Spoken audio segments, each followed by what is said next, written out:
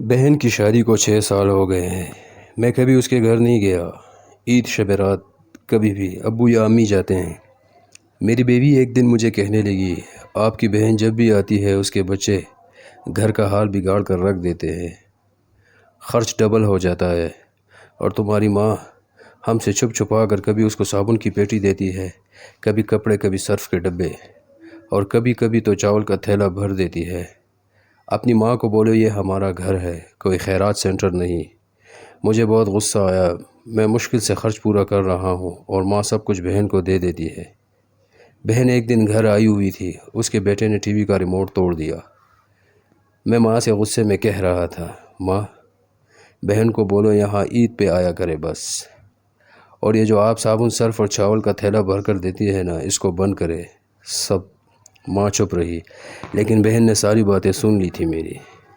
بہن کچھ نہ بولی۔ 4 بج رہے تھے۔ اپنے بچوں کو تیار کیا اور کہنے لگی، بھائی مجھے بس سٹاپ تک چھوڑا، اور میں نے جھوٹے منہ کہا رہ لیتی کچھ دن، لیکن وہ مسکرائی، نہیں بھائی بچوں کی چھٹیاں ختم ہونے والی ہے۔ پھر جب ہم دونوں بھائیوں میں زمین کا بٹوارا ہو رہا تھا تو میں نے صاف انکار کیا، بھائی میں اپنی زمین سے بہن کو حصہ نہیں دوں گا۔ بہن سامنے بیٹھی تھی، وہ خاموش تھی، کچھ نہ بولی۔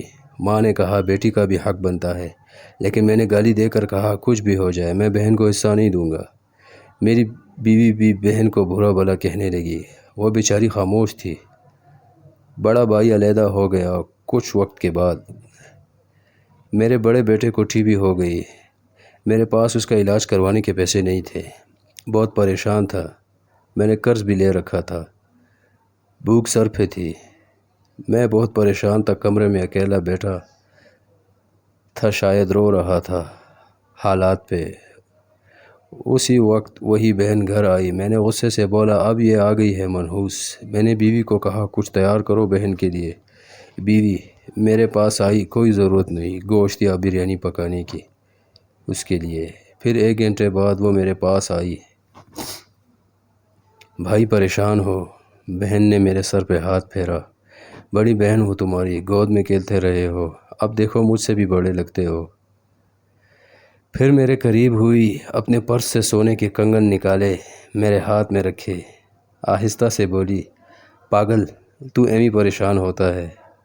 بچے اسکول تھے، میں نے سوچا دوڑتے دوڑتے بھائی سے مل آؤں، یہ کنگن بیچ کر اپنا خرچہ کر بیٹے کا علاج کروا۔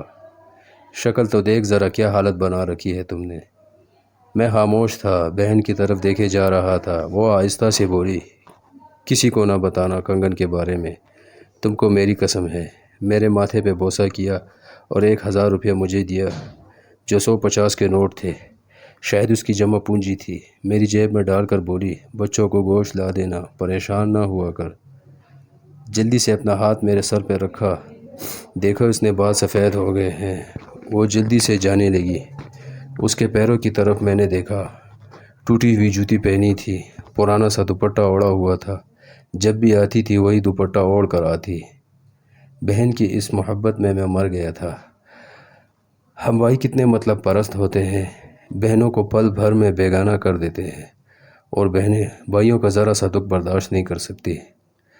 وہ ہاتھ میں کنگن پکڑے زور زور سے رو رہا تھا، اس کے ساتھ میری آنکھیں بھی نم تھیں۔ اپنے گھر میں خدا جانے کتنے دکھ سہ رہی ہوتی ہے۔ کچھ لمحے بہنوں کے پاس بیٹھ کر حال پوچھ لیا کرے، شاید ان کے چہرے پہ کچھ لمحوں کے لیے ایک سکون آ جائے۔ بہنیں ماں کا روپ ہوتی ہیں۔ اللہ پاک آپ کی اور میری بہنوں کی زندگی لمبی کرے، ہر آزمائش اور مصیبت سے محفوظ فرمائے، اور دلی و سکون نصیب فرمائے، آمین۔